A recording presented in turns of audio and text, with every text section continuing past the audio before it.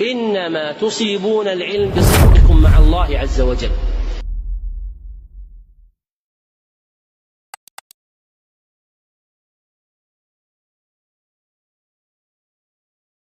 بسم الله والحمد لله والصلاة والسلام على رسول الله وعلى آله وصحبه ومن والاه أما بعد.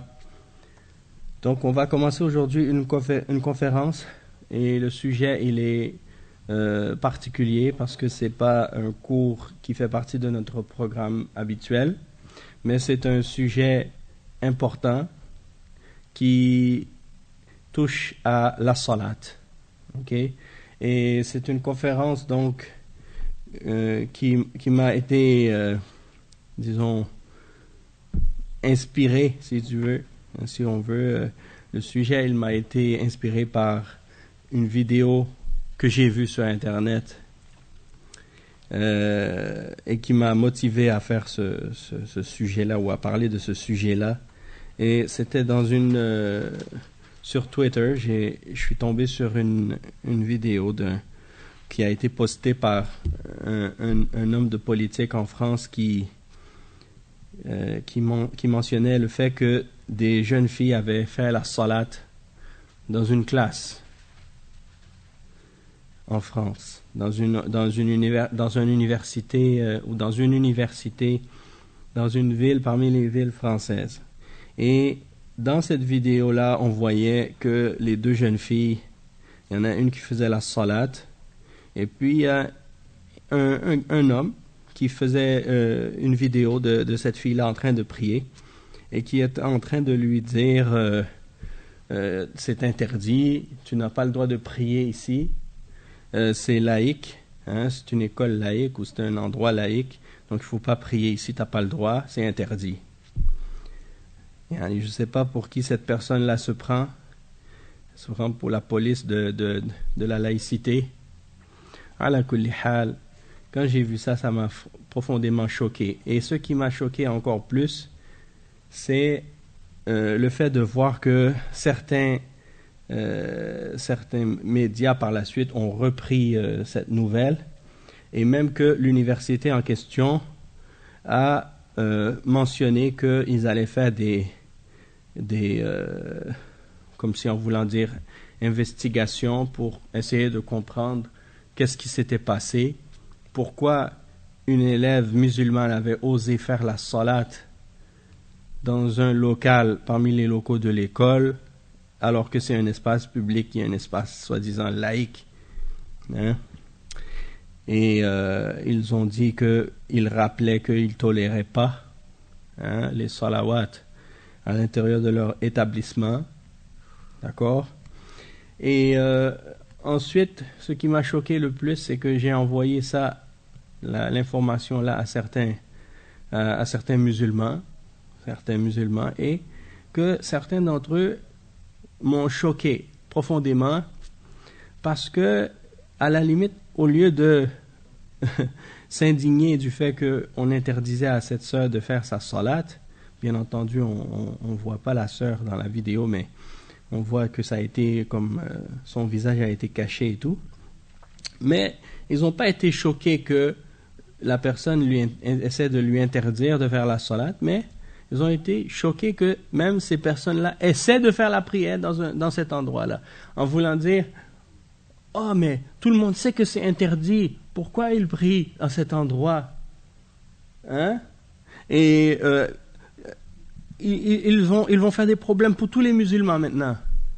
Donc, ils sont en train de blâmer la sœur d'avoir fait la salat à cet endroit-là, au lieu de la défendre, au lieu de l'encourager à être ferme et à continuer à faire qu'est-ce que Allah Azza wa Jal lui ordonne.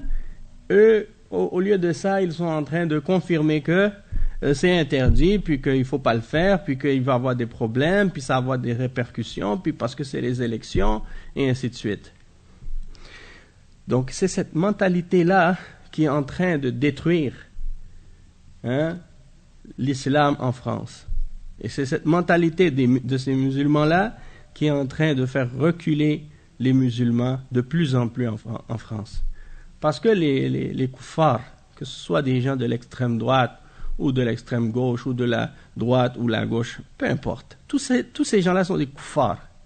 Et par conséquent, ils sont des ennemis d'Allah. Ils détestent la vérité, ils détestent l'islam, ils détestent la salat, ils détestent le tawhid, ils détestent les prophètes, ils détestent les messagers, ils détestent la révélation. Ils détestent tout ce qui a rapport avec ce que Allah Azza wa Jalla a ordonné. Okay? Ils détestent même Allah. Hein? Ils détestent le Coran, ils détestent la Sharia, ils détestent le hijab, ils détestent le djilbab, ils détestent tout ce que Allah a ordonné. Ils détestent la barbe, le qamis, tout ce qui est dans le Coran et dans la Sunna, ils le détestent. Ok? Et ils s'opposent. Et ils veulent tout faire pour éloigner les musulmans de leur religion. Et donc, qu'est-ce qui arrive? C'est qu'ils sont en train de faire, étape par étape, des démarches pour essayer de rendre la religion de plus en plus difficile pour les musulmans. Et on le constate et on le voit. Et ils essaient de ramener tout ce que les musulmans font qui les dérange à ce qu'ils appellent l'islamisme. Ils disent, ça c'est pas l'islam, on n'a rien contre l'islam, on n'a rien contre les musulmans, mais on est contre l'islamisme.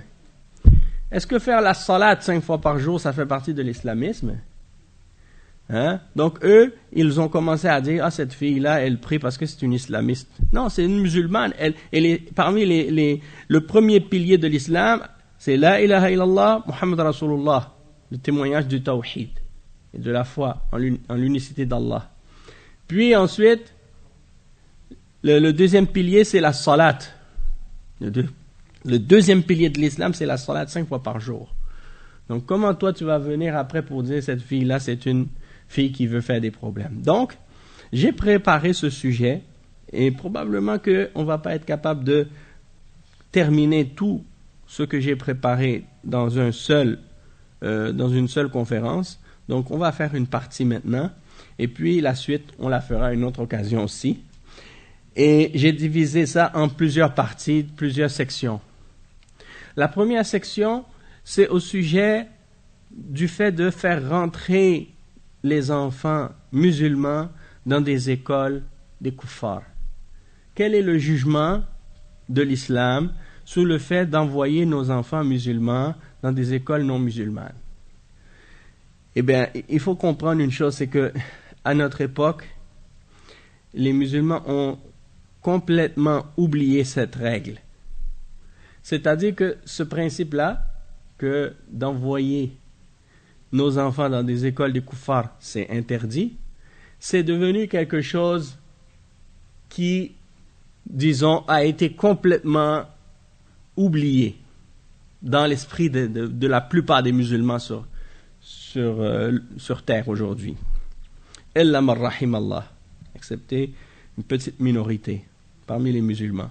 Sinon, la plupart, non seulement ils envoient leurs enfants, ou bien ils aimeraient envoyer leurs enfants dans les écoles non musulmanes, mais parfois ils sont prêts à tout pour payer de l'argent pour pouvoir les envoyer dans ces écoles-là. Et donc, premièrement, donc, qu'est-ce que je vais faire? Je vais expliquer certains points qui sont reliés à ce sujet-là. Premièrement, حكم علماء الإسلام بتحريم إدخال أولاد المسلمين في مدارس الكافرين ولا يحل لمسلم يؤمن بالله واليوم الآخر أن يلقي بأولاده إلى التهلكة في أحضان المدارس الأجنبية وهم لا يملكون لأنفسهم نفعا ولا ضرا ولا يعلمون من الإسلام شيئا قليلا ولا كثيرا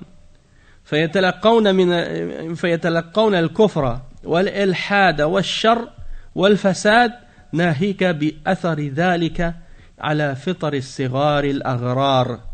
والنبي صلى الله عليه وسلم أخبر بأنه ما من مولود إلا يولد على الفطرة فأبواه يهودانه أو ينصرانه أو يمجسانه فكل مولود فإنه يولد على فطرة الإسلام ولو ترك على حاله ورغبته لما اختار غير الإسلام لولا ما يعرض لهذه الفطرة أو ما يعرض لهذه الفطرة من الأسباب المقتضية لإفسادها وتغييرها. Donc, premièrement, le jugement que les ulama de l'islam ont mentionné au sujet de l'interdiction de faire entrer les enfants musulmans dans des écoles non musulmanes, les écoles des kuffars. Et donc, ici, il y a une petite parenthèse que je voudrais clarifier. C'est que les ulama, ils permettent, par exemple, qu'un musulman aille étudier, par exemple, une science qui n'est pas disponible dans les pays musulmans, si c'est pour aller apprendre quelque chose de technique ou quelque chose qui a rapport avec la dunya. Mais ils le permettent dans des cas bien spécifiques et avec des conditions très strictes. Ils disent que parmi les conditions, il faut que le musulman il ait la connaissance de sa religion. Donc il faut qu'il ait une bonne base très solide dans la aqida et dans les règles de l'islam pour être capable de parer et de repousser les ambiguïtés, les shubuhat et les doutes que les kuffars vont essayer de mettre dans sa religion. Et non seulement il a besoin d'avoir de la science, mais il a besoin d'avoir un certain niveau de piété et de foi qui lui permettent de résister aux tentations et aux désirs de tout ce qui lui est présenté dans cette société-là, parce qu'on sait que les sociétés des kuffars sont des sociétés permissives qui légalisent tout ce qui est interdit par Allah et qui l'enjolivit et qui l'embellit et qui incite les gens au péché.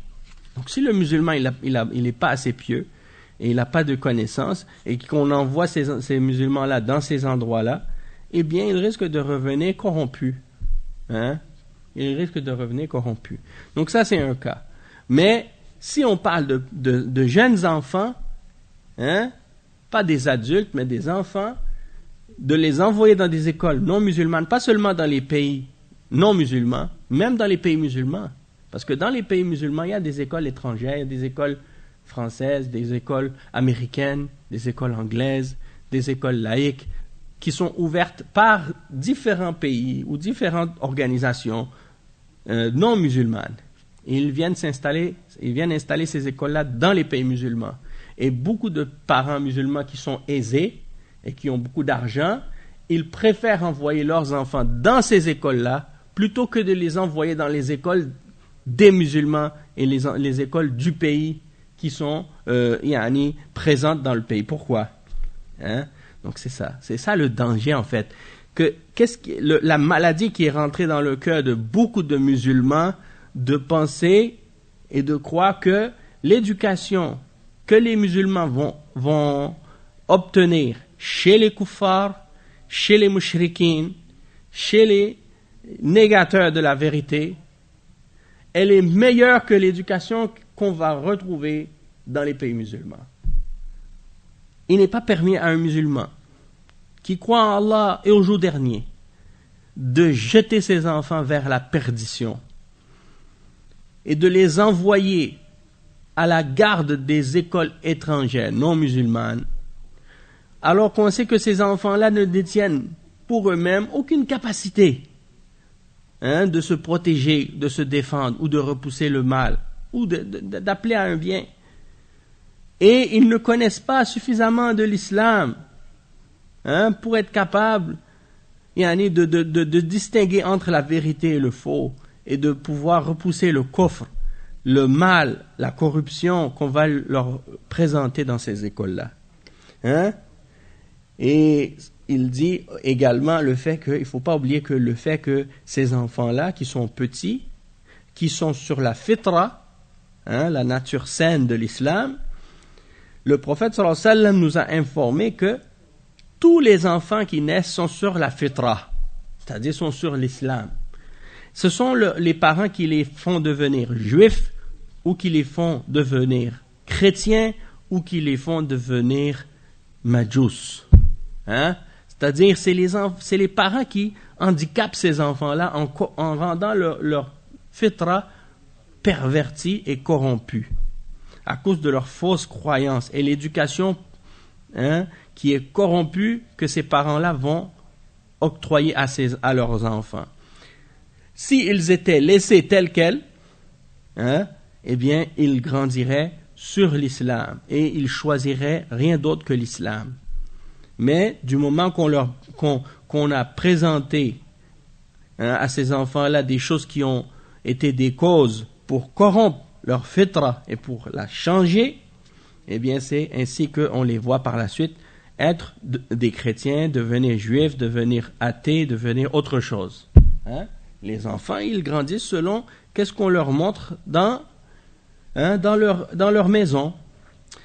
وأهمها التعاليم الباطلة والتربية السيئة الفاسدة وقد أشار إليها النبي صلى الله عليه وسلم بقوله فأبواه يهودانه أو ينصرانه أو يمجسانه أي أنهما يعلمان مع الولد أو يعملان مع الولد من الأسباب والوسائل ما يجعله نصرانيا خالصا أو يهوديا أو مجوسيا ومن هذا تسليم الأولاد الصغار الأغرار إلى المدارس الكفرية أو اللادينية بحجة التعلم فيتربون في حجرهم ويتلقون تعليمهم وعقائدهم منهم. Donc, il dit, les ulama, ils expliquent, ils disent que les choses, justement, qui font partie de ce qui peut le plus corrompre la fitra d'un enfant, c'est les enseignements faux et l'éducation mauvaise et corrompue qu'ils vont recevoir. Et le prophète sallallahu alayhi wa sallam a fait allusion à ça lorsqu'il a dit que ce sont les parents qui les font devenir juifs ou chrétiens ou des majous ou des athées ou n'importe quelle autre croyance ou n'importe quelle autre religion. Si c'est des gens de bid'a, des parents qui sont mubtadi'a, ils vont éduquer leurs enfants sur la bid'a. Si c'est des chiites, ils vont devenir chiites. Si c'est des khawarij, les enfants vont devenir des khawarij. Si ce sont des enfants des soufis, ils deviennent des soufis. Et ainsi de suite. Les enfants sont sur la aqida, sur le manhaj, sur la croyance de leurs parents en général. Parce que ils vont faire les causes et utiliser les moyens par lesquels ils vont être capables de faire en sorte que leurs enfants corrompent leur fitra, leur fitra change. Et donc c'est quand on donne nos petits-enfants et on les envoie, et on les met entre les mains des kuffars et des mushrikines pour les éduquer, soi-disant. Donc on les fait rentrer dans des écoles laïques ou des écoles de kufr ou des écoles non musulmanes pour, soi-disant, leur donner un enseignement, une éducation. Et dans cette école-là ou dans ces endroits-là, ils vont apprendre leurs croyances. Parce que même si on dit que c'est laïque, même si on dit que l'école est laïque, il ne faut pas croire que quand quelqu'un il se dit laïque, ça ne veut pas dire qu'il n'a pas de religion.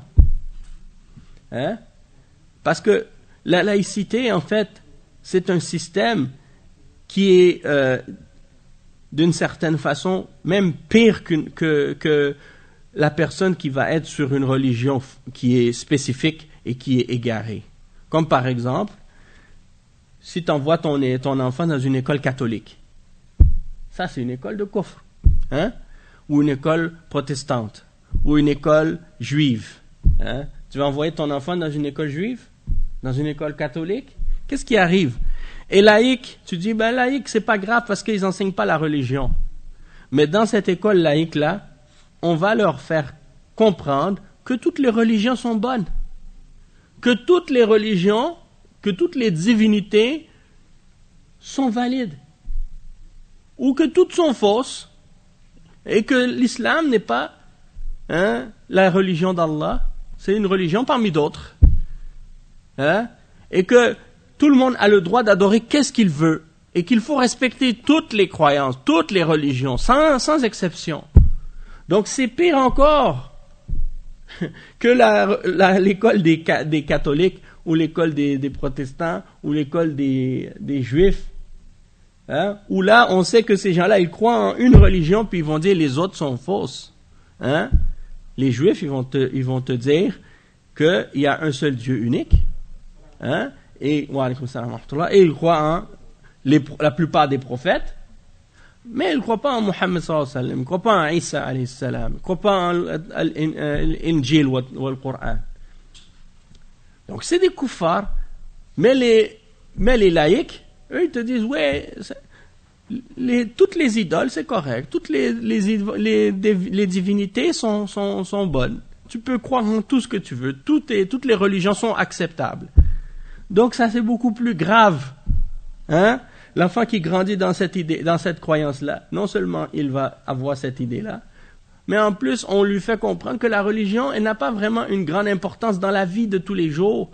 Et dans la politique, dans l'économie, dans la décision de qu'est-ce qui se passe dans le monde, ça n'a aucune importance, la religion. Tu peux croire en qu'est-ce que tu veux, mais c'est juste dans ta maison, à l'église, ou dans la mosquée. À l'extérieur de ça, c'est les lois que les hommes ont inventées, c'est ça qui est supérieur. Et que ça, c'est au-dessus d'Allah, et au-dessus des prophètes, et au-dessus des messagers d'Allah, et au-dessus des révélations et des livres. Hein? Le livre, tu peux marcher dessus, tu peux le jeter dans la poubelle, tu peux le mettre dans la toilette, c'est pas grave. Tout le monde a la liberté de faire ce qu'il veut. Quelqu'un peut se dire prophète dans la laïcité. Demain, là, si ça tente à quelqu'un, demain, il sort dans la rue et dit, je suis un nouveau prophète. J'ai écrit un nouveau livre. Révélé, ça vient d'Allah, il m'a révélé ça, et je suis un prophète, vous devez me suivre. Ça, c'est pas interdit dans la laïcité, c'est permis. Donc, est-ce qu'on va dire, ça c'est la liberté de religion? C'est la liberté de croyance? Ils vont dire oui, ça c'est la vérité. Alors qu'on sait très bien dans le Coran que le prophète Mohammed sallallahu alayhi wa sallam, c'est le dernier messager, le dernier prophète. Et le prophète Mohammed sallallahu alayhi wa sallam, dans de nombreux hadiths, il l'a expliqué ça. Hein? Ça, c'est qu'est-ce qui montre l'absurdité de la laïcité. Quelqu'un peut inventer une nouvelle adoration, nouvelle salat, nouvelle prière, nouvelle secte, s'il veut, et il a le droit. C'est légiféré. Alors que ça, c'est clair que c'est en opposition avec la foi. Donc tout ça, c'est parmi les idées que les enfants apprennent dans les écoles. Qu'est-ce qu'ils vont apprendre dans les écoles laïques? On va leur apprendre que la nationalité, la citoyenneté, les lois de l'homme, les droits de l'homme sont au-dessus de la parole d'Allah, au-dessus du Coran, au-dessus du prophète Mohammed sallallahu alayhi wa sallam. Hein? Et que tout est en dessous de, qu'est-ce qu'ils appellent eux la République. Ça c'est du kufr. Ça c'est du kufr clair.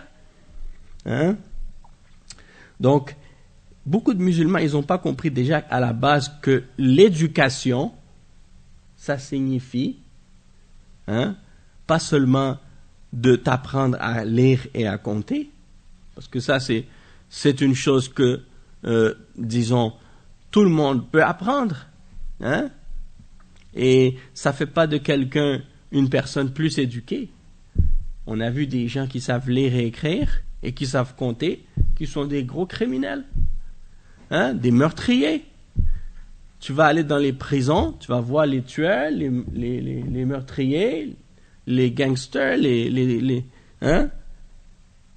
ces gens-là, ils savent lire et écrire. Tous les koufars, ils savent, par exemple, Hitler ou bien les nazis, ils savaient lire et écrire. Est-ce qu'ils n'ont pas eu une éducation? Ils ont eu une éducation. Donc, la base de l'éducation et le plus important dans l'éducation pour le musulman, c'est le tawhid, c'est la foi, c'est l'iman. Sans ça, il n'y a pas d'éducation. Tout le reste, c'est pas une réelle éducation. Quelqu'un, il n'est pas éduqué juste parce qu'il sait lire et écrire. Donc la vraie éducation, elle doit commencer par la foi. Et les écoles laïques, ils détruisent l'éducation. Parce qu'ils détruisent la foi dans le cœur des enfants. L'enfant, il grandit sans faire la salat, sans apprendre la foi en Allah, sans connaître le tawhid. Est-ce que ça c'est une éducation? Non. Tu vas savoir lire et écrire, ça ne veut pas dire que tu es éduqué. Ça ne veut pas dire que tu vas être capable de distinguer entre la vérité et le faux. Si tu ne sais même pas pourquoi tu vis, c'est quoi le but de ton existence? Qui est-ce qui t'a créé? Hein? Après la mort, qu'est-ce qui t'arrive? Ça, c'est les choses les plus importantes que l'homme doit connaître. Tout le reste, c'est secondaire. Hein? De faire la dérivée d'une fonction, là, ça, c'est utile, mais c'est pas ça qui va te sauver au jour de la résurrection. Donc ça, c'est très, très, très important. Mais le danger, c'est ça. J'ai connu des jeunes musulmans qui ont été éduqués dans des écoles catholiques au Mali. Oui, eh bien, aujourd'hui, si tu les vois, et tu vas pas savoir non seulement tu vas pas savoir s'ils sont maliens, tu vas pas savoir s'ils sont musulmans. Pourquoi? Parce que la aqida qu'ils ont appris là-bas, c'est une autre aqida. Et ils n'ont pas la même attitude que le reste des musulmans là-bas. Et ils se voient, eux, supérieurs au reste de la population. Parce qu'ils considèrent qu'eux, ils ont eu une éducation laïque ou une éducation chrétienne, européenne, occidentale. Hein? Et ils ont payé cher pour ça, les parents. Hein? Donc pourquoi? D'où ça vient cette idée-là? Parce qu'ils pensent que l'Europe et l'Occident, c'est de là que vient la lumière. Toute la technologie, la science, l'électricité, tout ça, là, ils pensent que c'est ça la vraie éducation. Pourtant, le prophète Mohammed sallallahu alayhi wa sallam, il n'avait pas tout ça. Il n'avait pas d'électricité. Il n'avait pas de la science, la technologie, il n'avait pas ça. Mais il a éduqué des hommes et ils sont sortis de la meilleure école. Et si tu vois l'éducation qu'ils ont eue à la fin, c'est une éducation qui est incomparable à tout ce que les gens soi-disant éduqués aujourd'hui peuvent prétendre avoir. Hein? Regardez le comportement des Sahaba, regardez leur réussite, tout ce qu'ils ont fait, hein? Et comment ils ont été transformés par la foi, non seulement dans leurs croyances et dans leurs pratiques religieuses, mais dans leur comportement, dans leur attitude, dans leur sincérité, dans tout ce qu'ils ont accompli par la suite pour Allah et pour l'islam et pour les musulmans. C'est ça que les musulmans veulent atteindre et c'est ça qu'on essaie de suivre comme exemple. Et en réalité, les musulmans, il y a personne aujourd'hui qui peut douter que les musulmans ont besoin d'une réforme. Et parfois, certains parmi les musulmans ont compris que le terme réforme, ils l'ont compris à la façon des koufars. La compréhension de la réforme chez les koufars. C'est-à-dire changer les choses, ramener quelque chose de nouveau. Hein? Disons, faire des modifications pour changer les choses, pour amener quelque chose de différent, de nouveau. Mais pour nous, les musulmans, la réforme, ça veut dire la purification, le nettoyage, le fait de revenir à la source, de ramener les choses à leur origine. Tous les grands réformateurs de l'islam, parmi les ulama de la sunna, ils ont tous insisté et mis beaucoup d'emphase sur le fait que la réforme doit toujours commencer par la science de l'islam, l'apprentissage de la religion et par l'éducation islamique.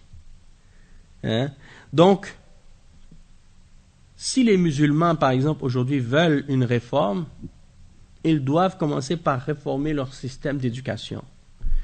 Et quand on dit la réforme d'éducation, ça ne veut pas dire d'adopter les méthodologies pédagogiques de l'Occident ou bien les méthodes dialectiques qui viennent de l'Occident ou bien de copier leur système éducatif ou leur programme d'éducation, ça veut dire qu'ils doivent, premièrement, fonder, ouvrir, installer dans les pays musulmans, dans chaque pays musulman, il devrait au moins y avoir des centres, des centres d'éducation, des écoles qui enseignent, premièrement, aux enfants le Coran, la Sunna, la religion, la Aqidah, hein?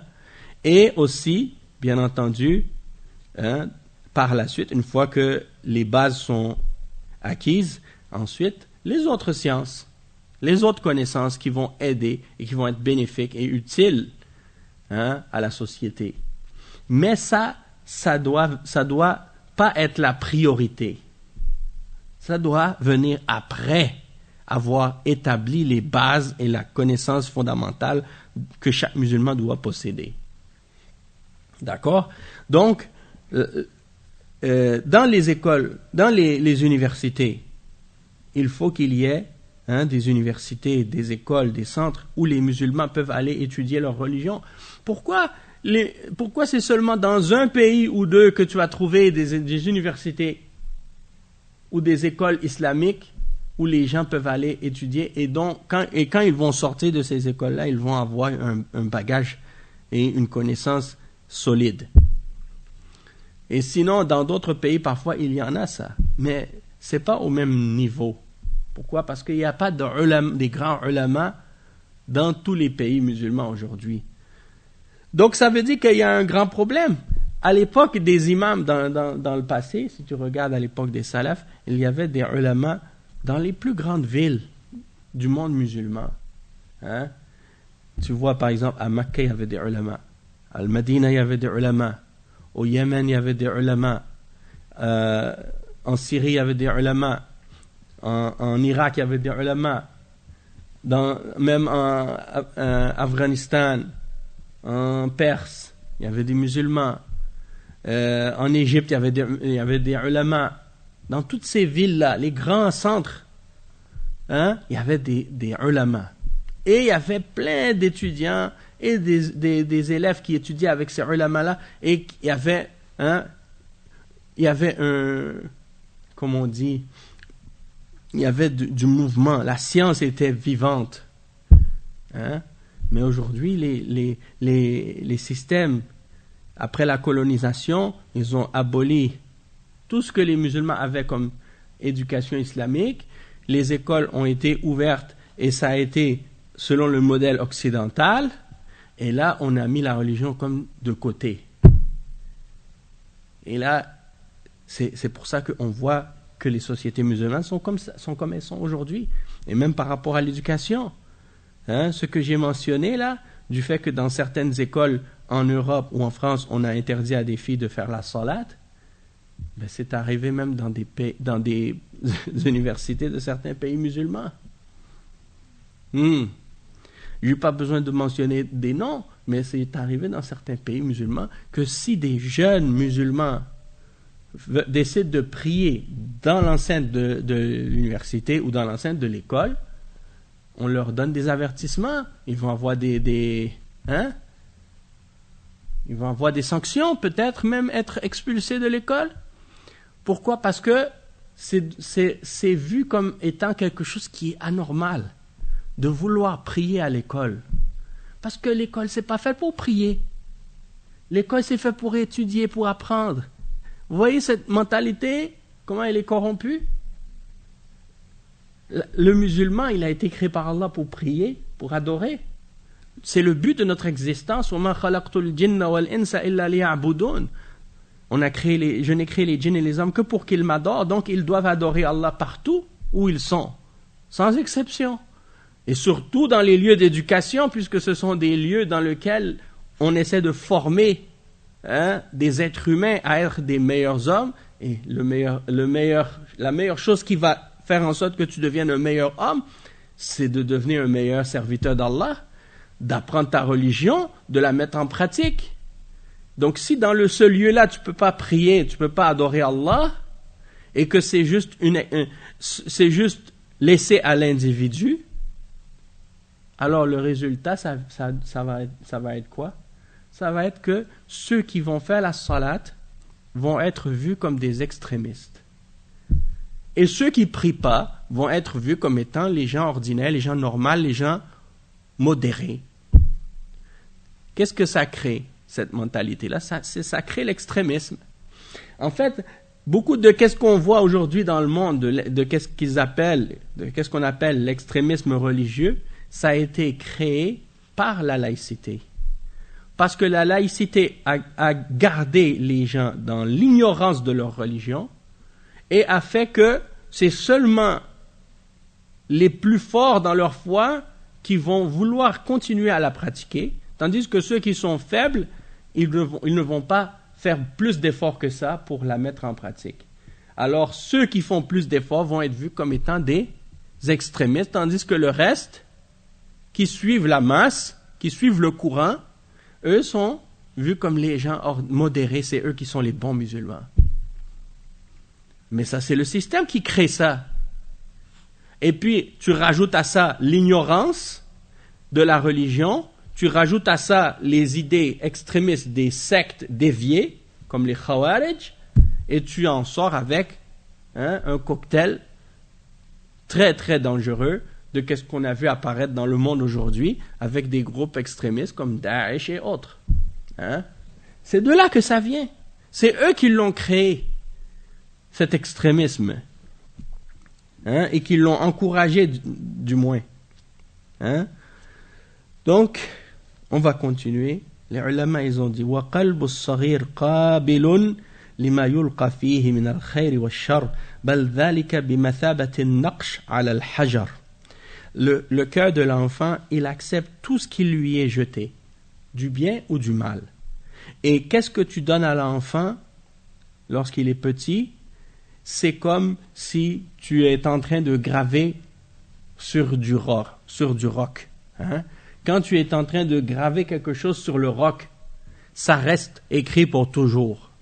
Et c'est ce que tu vas donner à l'enfant lorsqu'il est petit, eh bien c'est ça qui va rester dans le fond de lui jusqu'à plus tard quand il va devenir adulte. Donc c'est important justement à cause de ça de faire en sorte que ce que l'enfant reçoit quand il est petit, c'est l'enseignement de la vérité, l'enseignement du haqq. Il y a des parents qui ont été tellement corrompus par les idées des kuffars qu'ils sont en train de dire parfois « Oh, moi je laisse à mon enfant le choix. Je ne lui apprends pas l'islam. Je lui apprends pas la religion. Quand il va grandir, il va choisir sa religion lui-même. » A'oudhu billah. C'est comme si quelqu'un il dit « Moi je sais le chemin du paradis et je sais que c'est l'islam, mais je ne vais pas le montrer à mon enfant, je vais le cacher. » La vérité. Je ne vais pas lui montrer le chemin vers le paradis. Je vais lui laisser choisir par lui-même pour qu'il s'égare. Puis si par hasard il revient à la vérité, tant mieux. Mais ça c'est la guidance. En voulant dire, c'est Allah qui va le guider. Mais Allah Azza wa Jal, il nous a donné la responsabilité, le devoir d'orienter les gens vers la vérité et pas juste de les laisser errer puis de leur dire, je leur donne le choix. Ça ne veut pas dire que tu vas le forcer parce que même si ton enfant il veut s'égarer, tu ne pourras jamais l'empêcher de s'égarer, parce que c'est Allah qui guide et c'est Allah qui égare. Mais tu as le devoir de prendre les causes et de faire les causes nécessaires pour qu'il puisse avoir tous les moyens nécessaires pour connaître la vérité, pour que s'il décide de l'emprunter, au moins il a ce qu'il lui faut, comme connaissance et comme outil et comme bagage pour être capable de suivre ce chemin-là et de le suivre correctement. Mais si tu lui enlèves tous les armes, tous les outils, tout le bagage dont il a besoin et tu lui dis va-t'en tout seul puis débrouille-toi, eh bien il va pas avoir qu'est-ce qu'il lui faut pour être capable de distinguer entre le vrai et le faux. Après il devient comme un animal. Il peut plus distinguer le vrai et le faux, il devient perdu.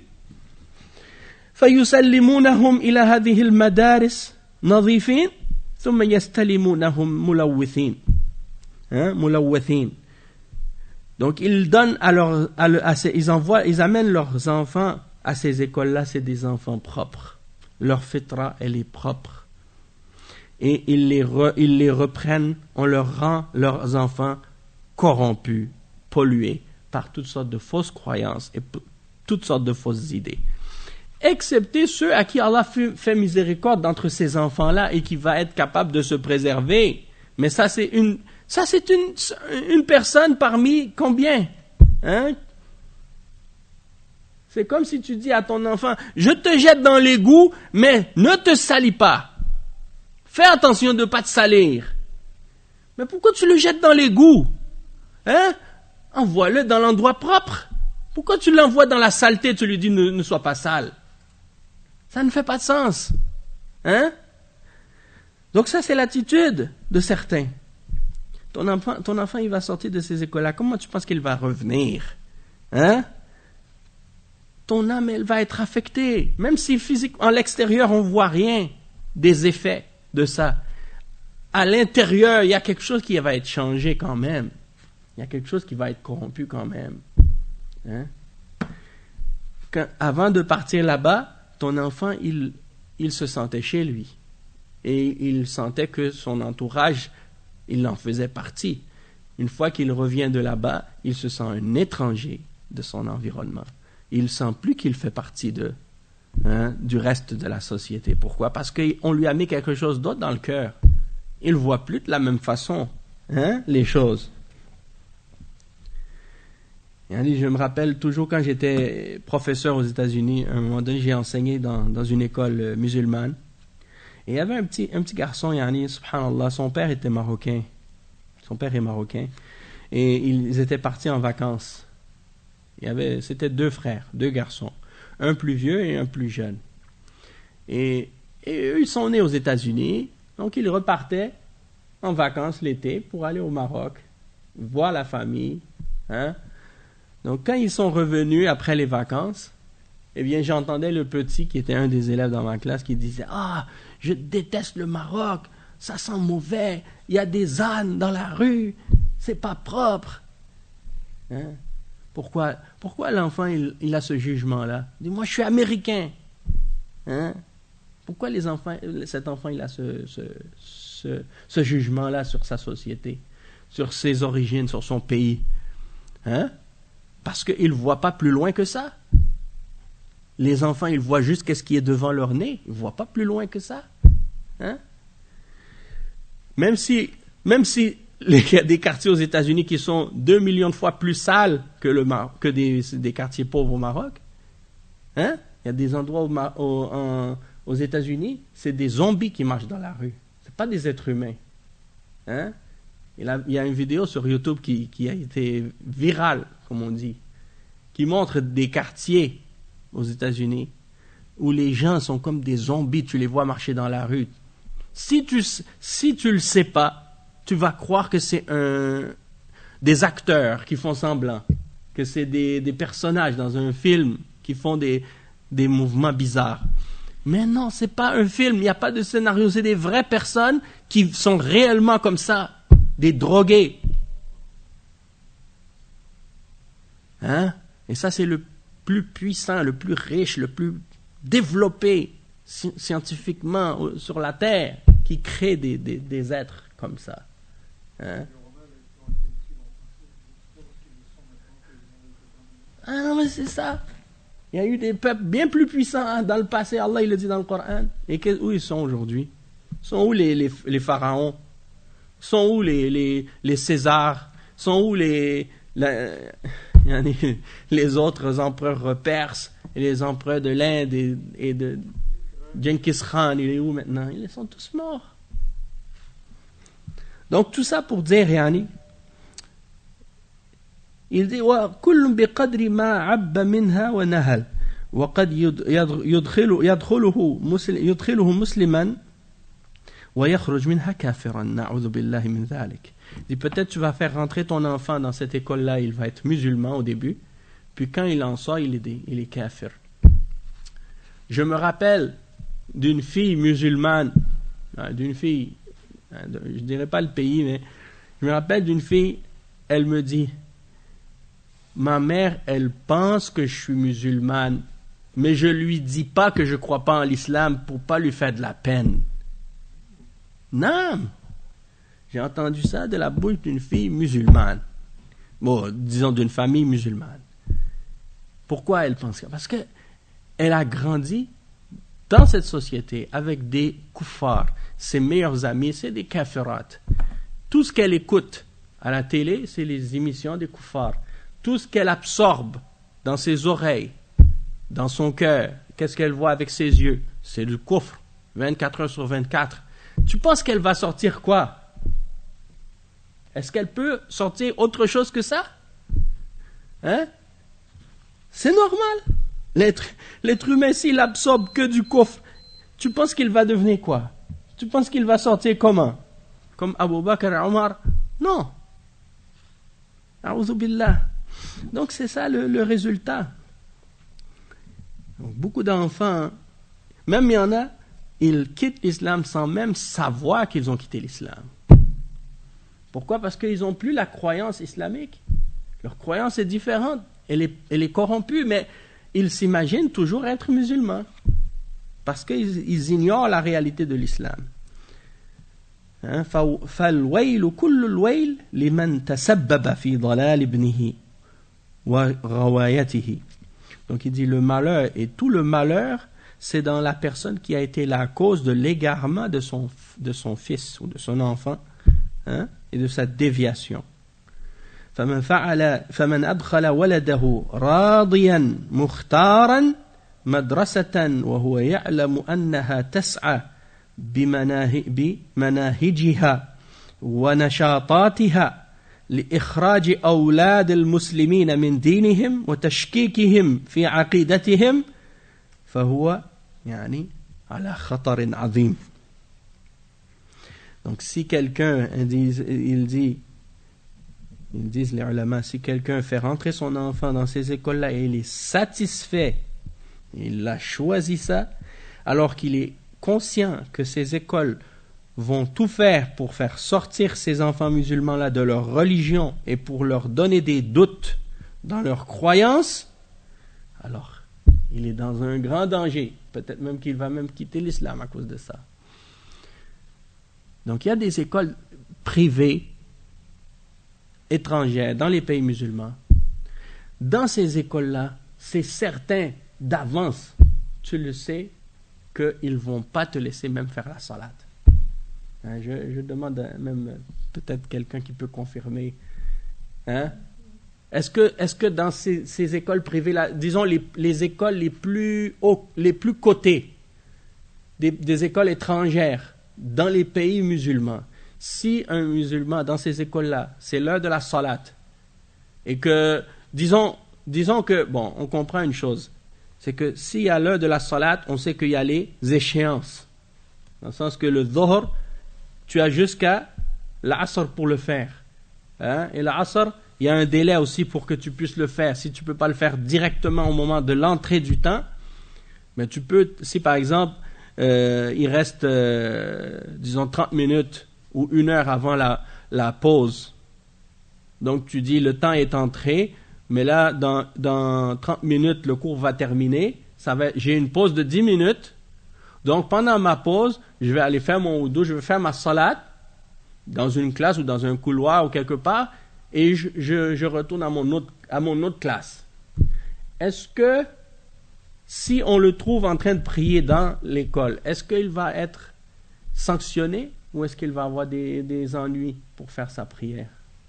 Ou est-ce que c'est quelque chose qui est encouragé ou quelque chose qui est mal vu?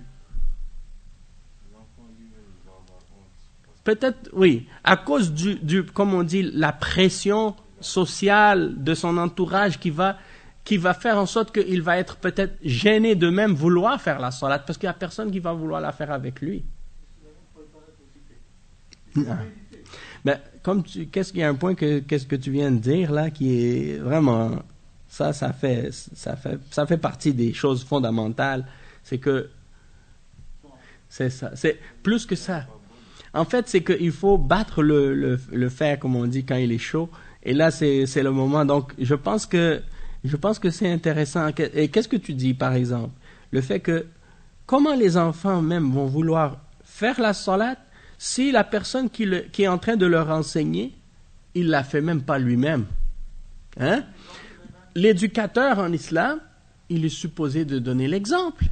Et si l'éducateur, il fait pas la salat, comment il va l'enseigner aux enfants, ou comment il va inciter les enfants à faire la salat? Moi, je vous donne un exemple d'un pays où j'ai vécu, l'Arabie Saoudite, et je sais que c'est une exception. Ce pays-là, c'est une exception parmi les pays musulmans parce que c'est un des rares pays où on insiste beaucoup sur la salat. Les magasins, à l'époque, sont fermés lorsque c'est l'heure de la salat. Il y a même une police religieuse qui vérifie que les magasins soient fermés à l'heure de la salat pour que tout le monde puisse aller prier.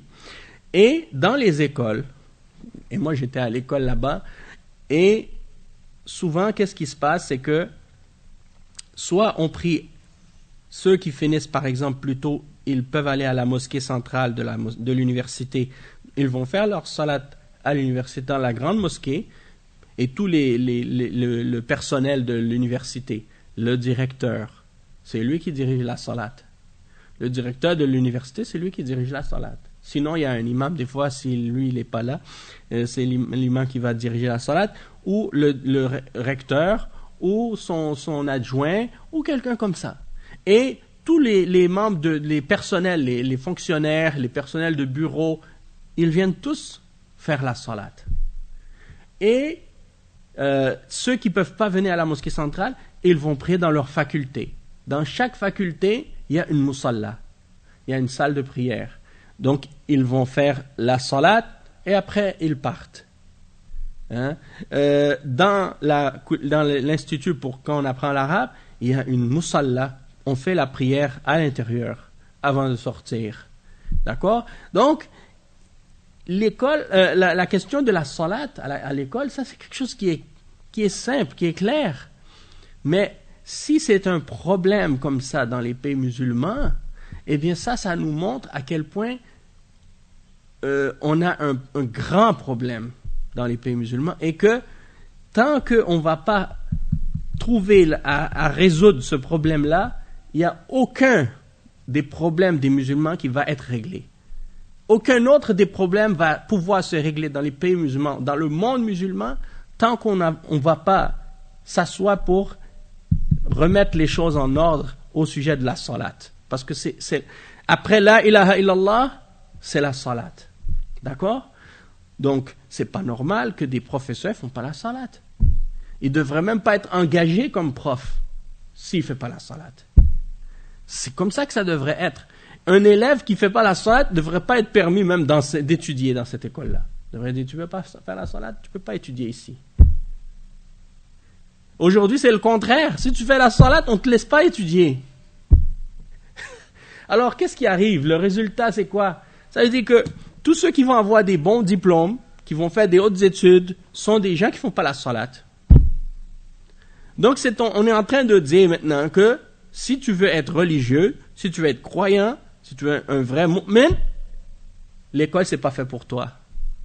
Tu dois laisser l'école pour ceux qui veulent rien savoir ou qui vont pas faire d'efforts pour prier, qui vont pas avoir un attachement à la religion.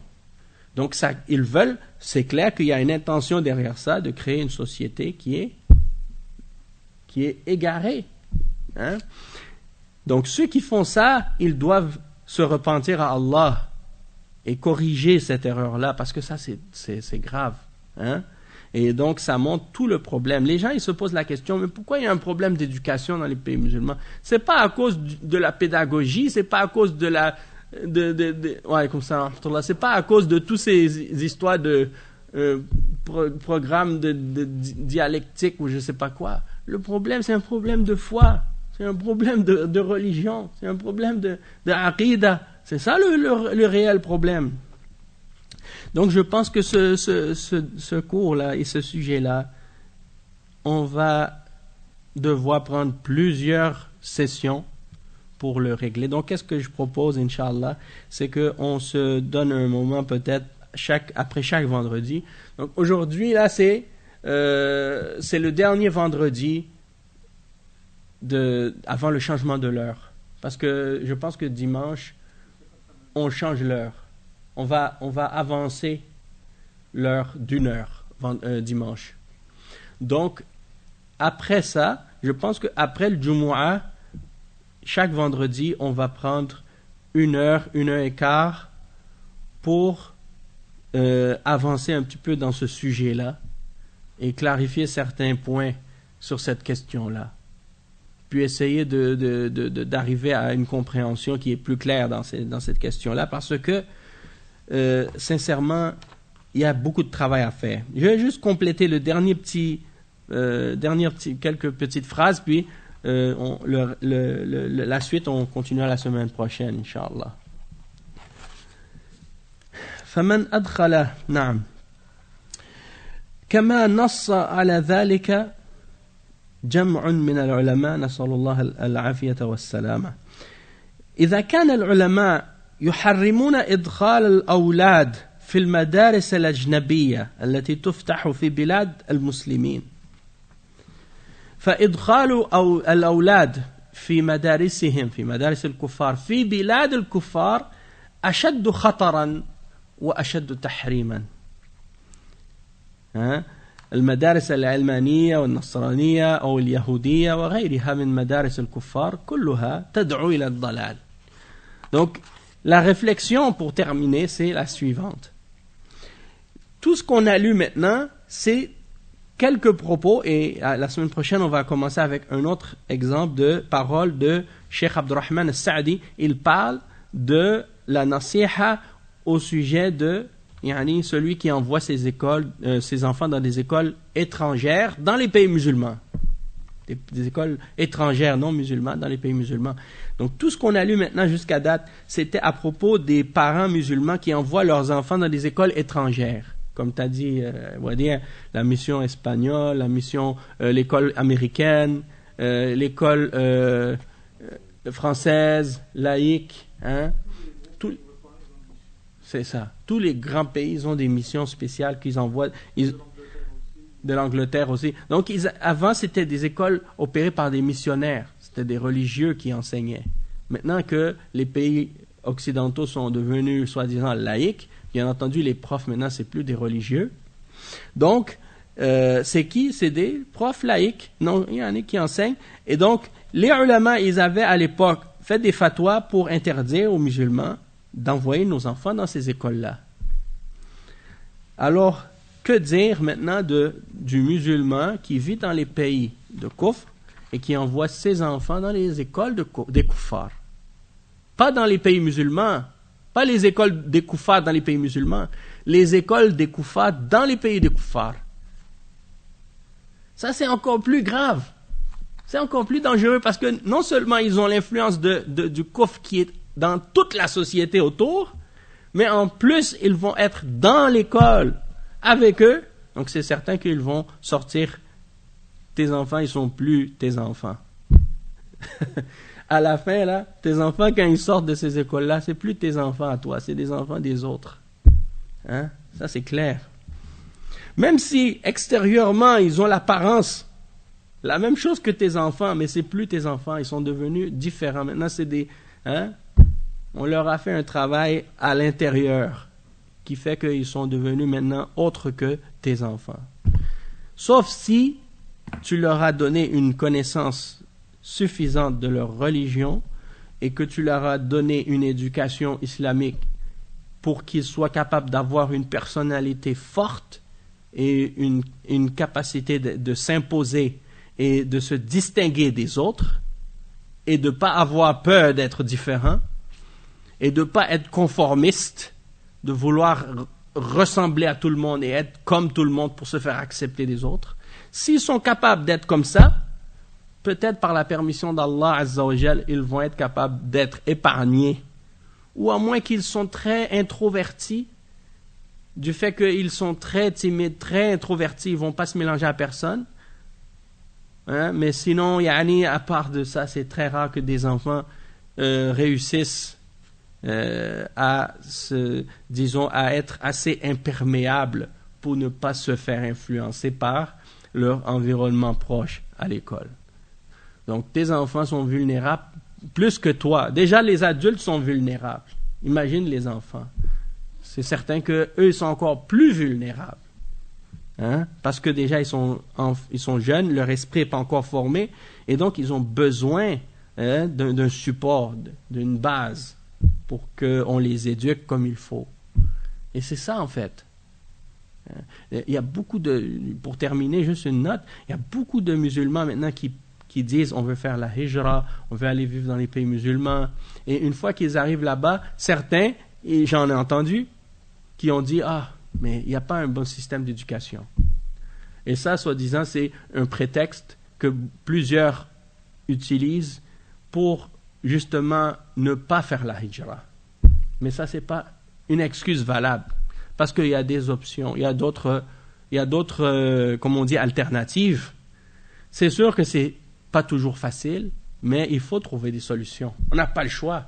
On ne peut pas juste croiser les bras puis rester assis puis dire c'est tant pis, c'est comme ça, c'est comme ça. Non, il y a d'autres alternatives et il y a d'autres options et il y a des solutions, mais il faut avoir un peu d'initiative puis se mettre, comme on dit, la main à la pâte pour commencer à travailler sur des projets pour essayer de faire quelque chose, pour changer la situation.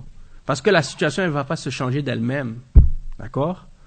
Donc, on va arrêter ici pour aujourd'hui. Subhanakallahumma wa bihamdik. Ashhadu an la ilaha illa ant. Astaghfiruka wa atubu ilayk. Wa sallallahu wa sallam ala nabiyyina Muhammad wa ala alihi wa sahbihi ajma'in. Wassalamu alaykum wa rahmatullahi wa barakatuh. إنما تصيبون العلم بصدقكم مع الله عز وجل